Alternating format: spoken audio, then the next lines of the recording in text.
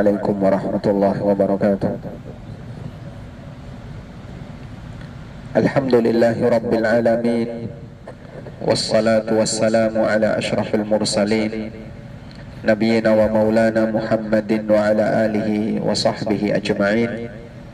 وأشهد أن لا إله إلا الله وحده لا شريك له، وأشهد أن محمدا عبده ورسوله صلى الله عليه وعلى آله وصحبه ومن تبعهم بإحسان إلى يوم الدين. Alhamdulillah, puji syukur kita haturkan kehadirat Allah. Di pagi hari ini kita bisa bangun kembali dalam kondisi sehat walafiat. Apa yang Bapak Ibu rasakan pagi ini? Pegel, seger, senang, senep. Yang mana? Senang, Masya Allah. Tetap semangat untuk menjaga suasana batin dalam kondisi nyaman. Insya Allah itulah sumber kekuatan kita yang terbesar. Allah Subhanahu wa ta'ala berfirman, Allahul ladzi yatawaffal anfusa hina mautiha wallati lam tamut fi manamiha. Allah dialah zat yang mewafatkan jiwa ketika sudah waktunya mati. Wallati lam tamut fi manamiha, dan jiwa yang belum waktunya mati ketika dia tidur. Karena itu para ulama mengatakan wafat ada dua. Ada wafatul kubra dan ada al-wafatus sughra. Al-wafatul kubra artinya wafat ketika sudah tidak lagi balik di muka bumi ini. Dan wafatus sughra adalah wafat yang terjadi pada saat kita tidur, di mana arwah kita dicabut oleh Allah Subhanahu wa ta'ala sementara, kemudian Allah kembalikan. Fayumsikul lati qada 'alaiha al-maut wa yursilul ukhra ila ajalin musamma. Kemudian Allah menahan beberapa nyawa yang telah Allah tetapkan untuk mati, sehingga tidurnya tadi malam, bangunnya besok kiamat. Wa yursilul ukhra, dan ada yang Allah lepaskan nyawa itu lalu kembali ke jasadnya, dan di antaranya adalah kita.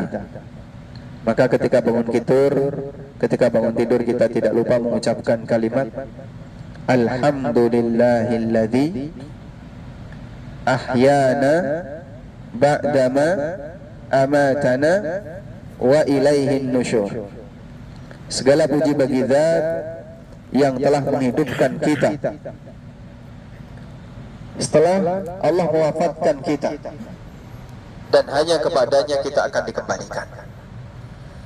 Dalam riwayat yang lain, Nabi SAW berdoa kepada Allah, Alhamdulillahilladzi afani fi jasadi wa radda alayya ruhi wa adhina li bidhikri.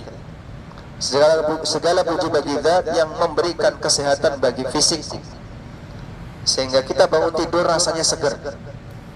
Mungkin kecapean, kelelahan, begitu dipakai tidur bangun, kita nggak demam, kita nggak sakit, kita sehat.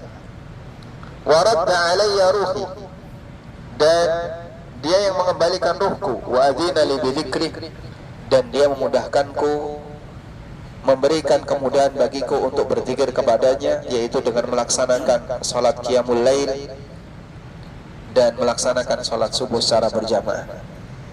Tiga nikmat ini beruntut, dari mulai kita bangun dalam kondisi sehat, dan kita dimudahkan oleh Allah untuk mengawali pagi ini dengan ibadah. Semuanya diungkapkan oleh Nabi SAW dalam doa setelah tidur. Dan jamaah yang belakang Allah, di pagi hari inilah dimulai sebuah peristiwa takbiran yang disebut dengan takbir muqayyad, yaitu takbir yang diucapkan setiap selesai sholat wajib. Maka kita dianjurkan selesai sholat wajib untuk membaca takbiran Allahu Akbar, Allahu Akbar, La ilaha illallah, Wallahu Akbar, Allahu Akbar, walillahil hamd. dimulai dari subuh ini sebagaimana yang disebutkan dalam riwayat dari Umar bin Khattab radhiyallahu anhu. Pasca beliau salat subuh, beliau kemudian melakukan takbiran setelah salat, sampai di mana-mana takbiran. Sampai di mana-mana takbiran, sehingga daerah Mina ini gempar dengan suara takbir. Nanti insya Allah kita akan perbanyak untuk takbiran, juga memperbanyak untuk membaca talbiyah labbaik Allahumma labbaik. Kemudian sedikit menambahkan cerita tentang ibunda Ismail radhiyallahu anha. Dalam posisi ketika beliau sudah kehabisan bekal, sampai air ASI-nya tidak keluar, maka beliau berusaha untuk mencari bantuan. Barangkali ada sumber kehidupan. Apa yang beliau lakukan, Pak? Naik ke Bukit Safa, lihat ke kanan dan kirinya, tidak ada siapapun. Lalu turun.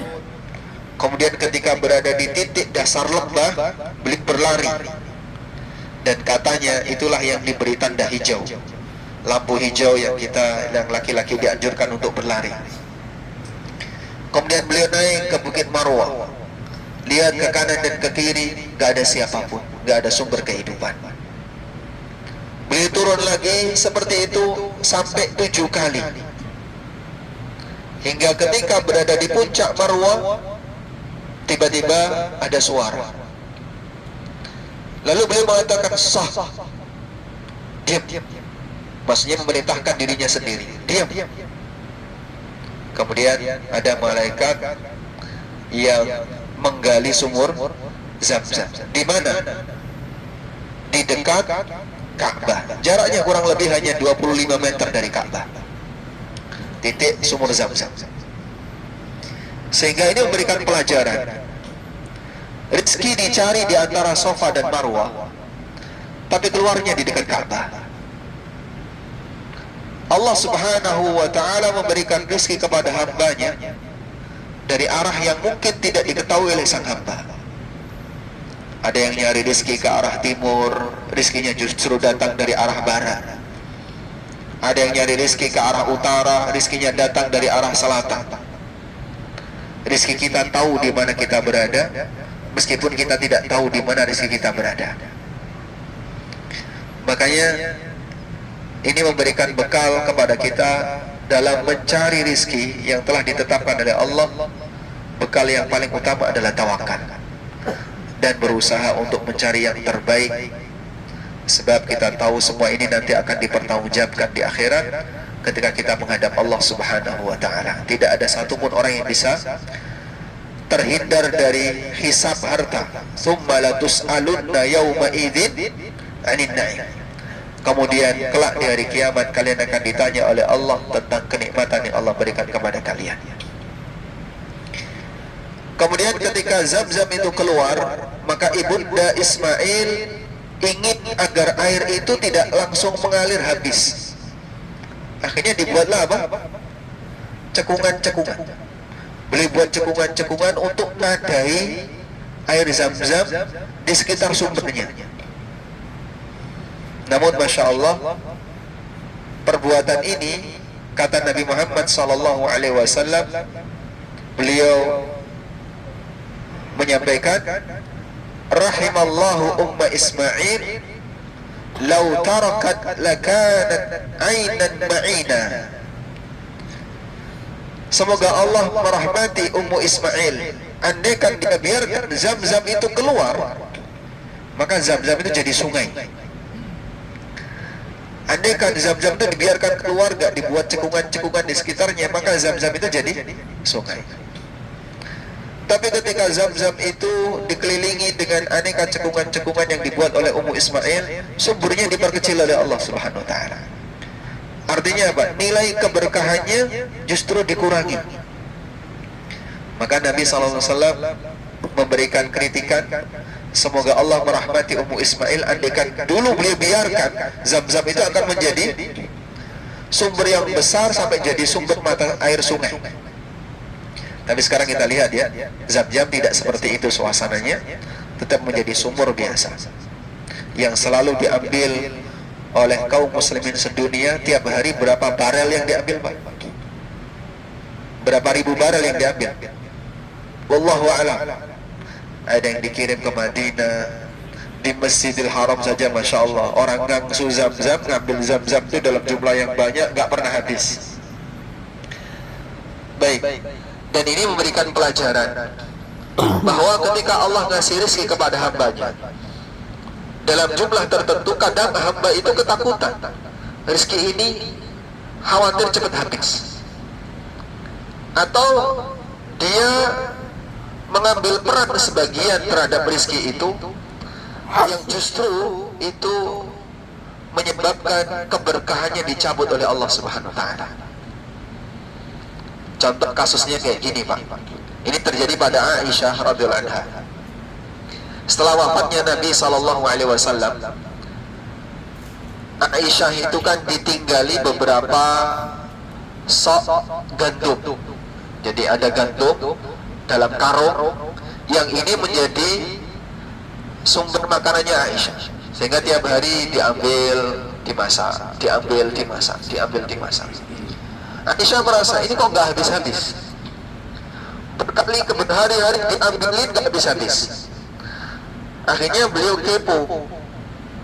Saat beliau ingin tahu sisanya berapa, ditakarlah sisanya. Sisanya ditakar, loh, ketahuan tinggal sekian. Sejak saat itu cepat habis.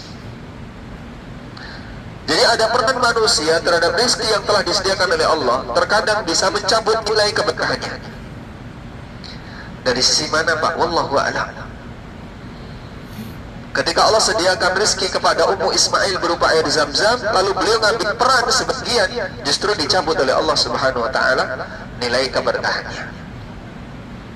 Makanya para ulama menyarankan, kalaupun kita punya rekening, Pak, jangan suka cek saldo. Kadang kan kita begitu lagi suntuk ya, hiburannya apa? Cek saldo. Lihat saldo, rasanya gimana? Ayem, marem, terus senep ya, karena utangnya masih banyak. Bisa jadi dalam posisi ini, udah tak biarin aja. Anda butuh silakan ambil. Kalau kamu tidak butuh, ya tidak perlu untuk kepo. Sebenarnya saldo saya berapa sih? Tawakal ala Allah Subhanahu wa taala. Karena bisa jadi peran kita dan keterlibatan kita dalam hal seperti ini justru akan mencabut nilai keberkahan dari rezeki. Wallahu a'lam. Baik, mungkin itu sebagai pelajaran lanjutan untuk kisah keluarganya Ibrahim, dan insya Allah nanti di beberapa forum kajian kita masih fokus terkait kisah keluarganya Ibrahim alaihi salatu wassalam. Wassallallahu ala nabiyyina Muhammadin wa ala alihi wa sahbihi wasallam.